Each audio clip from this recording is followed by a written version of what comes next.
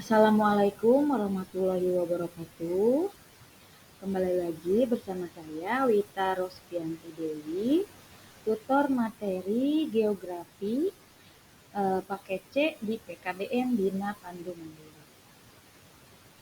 Kali ini kita akan mempelajari tentang mengenal peta dan SIG, yaitu Sistem Informasi Geografi.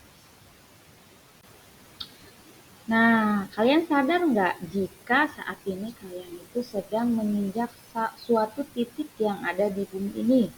Saat kalian pergi ke sekolah, pulang ke rumah, atau bahkan saat kalian sedang berlibur di suatu tempat. Kalian sedang menapak di suatu titik yang berada di bumi loh, teman-teman. Saat ini, kamu pernah pergi kemana saja?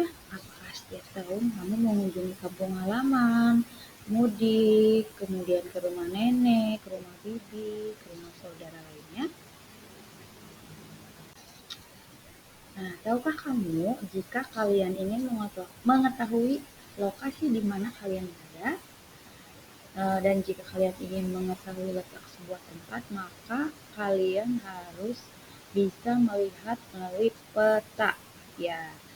Atau kalau sekarang itu namanya Google Maps ya, yang kalau misalkan sekarang kan ada Android ya, jadi lebih canggih dari peta. Nah, jadi apa itu peta?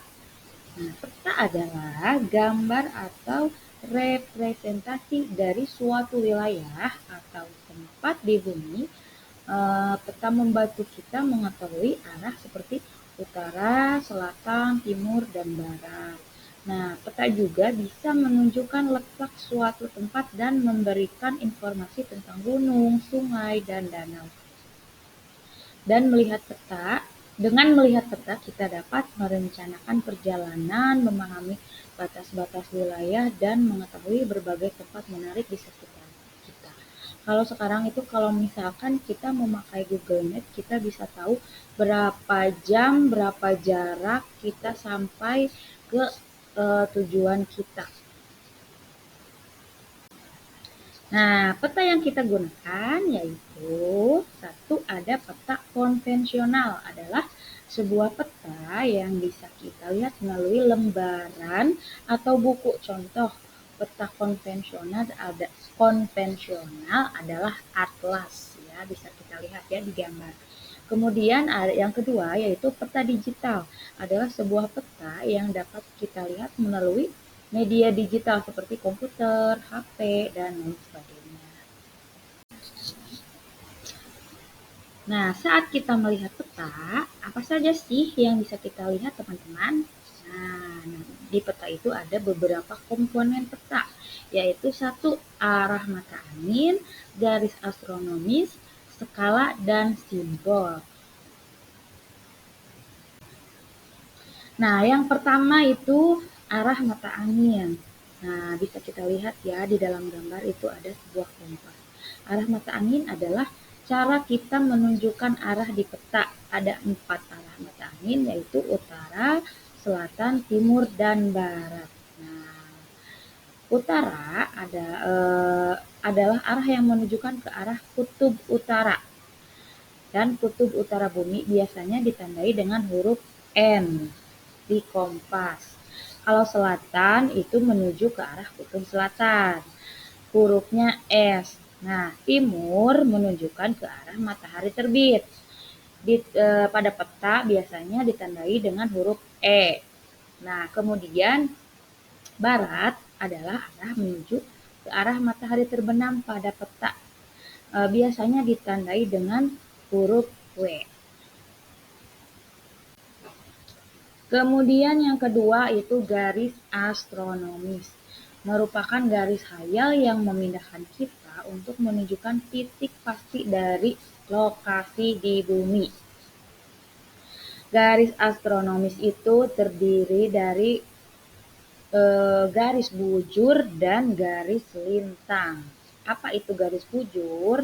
Garis bujur adalah garis khayal yang membentang dari kutub utara ke kutub selatan bumi. Nah, kemudian kalau garis lintang itu garis hayal yang digunakan untuk menentukan lokasi bumi yang berpusat pada garis khatulistiwa utara atau selatan. Kemudian ada skala peta. Skala peta ini adalah alat yang digunakan untuk menunjukkan seberapa besar atau kecilnya suatu area di peta dibandingkan dengan area sebenarnya. Misal, 1:1.000.000 itu artinya setiap 1 cm di peta mewakili jarak sebenarnya 10 km di dunia nyata. Atau bisa juga berbentuk bar skala di mana sebuah garis peta diberi label dengan angka menunjukkan panjang sebenarnya. Misal garis panjangnya 1 cm di peta mungkin disertai lebar 100 km. Nah, kemudian ada simbol peta. Simbol peta ini adalah gambar atau tanda-tanda kecil yang digunakan untuk menunjukkan atau mewakili objek tertentu di dalam peta. Contoh misalkan di dalam gambar itu ada jalan, terus gunung berbentuk gunung dan rumah dipakai untuk simbol-simbol dalam peta. Nah, kemudian apa sih fungsi peta itu? Nah, fungsi peta itu satu, menunjukkan lokasi suatu tempat. Yang kedua, memberi gambaran tentang luas suatu daerah. Kemudian memberitahu kita jarak antara suatu tempat ke tempat lainnya, kemudian memberitahu kita tentang arah, dan yang terakhir tahu gambaran tempat yang akan kita kunjungi. Nah, teman-teman, di dalam peta juga ada batas-batas wilayah. Nah, batas-batas wilayah dalam peta adalah garis yang menunjukkan pembagian antara suatu daerah dengan daerah lainnya, misalkan batas antar negara, antar provinsi, atau antar kota. Bisa dilihat ada garis-garis putus-putus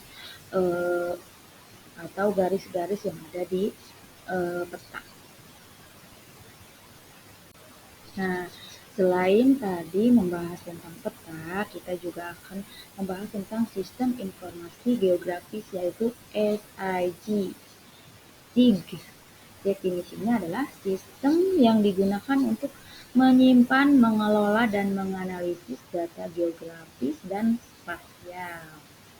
Nah, komponen SIG ini yaitu data spasial, database, analisis spasial, dan output. Apa itu data spasial? Yaitu informasi geografis yang dikelola dalam bentuk vektor, titik, garis, poligon, atau raster atau grid yang berpola. Kemudian database itu penyimpanan data geografis. Yang ketiga itu analisis spasial, itu proses untuk mengekstraksi informasi dari data geografis, misalnya jarak, overlay, atau interpolasi. Nah, yang terakhir adalah output. Output itu hasil analisis yang dipresentasikan dalam bentuk peta atau laporan. Aplikasi SIG atau SIG dapat digunakan dalam berbagai bidang seperti perencanaan kota, pemantauan lingkungan, manajemen sumber daya alam, dan navigasi. Nah, mungkin materi yang bisa saya sampaikan untuk saat ini mungkin dicukupkan sekian. Terima kasih atas perhatian semuanya. Mudah-mudahan materi yang saya sampaikan dapat dipahami. Kemudian jangan lupa untuk penilaiannya untuk dikerjakan supaya untuk menambahkan nilai warga belajar semua. Terima kasih atas perhatiannya. Wassalamualaikum warahmatullahi wabarakatuh.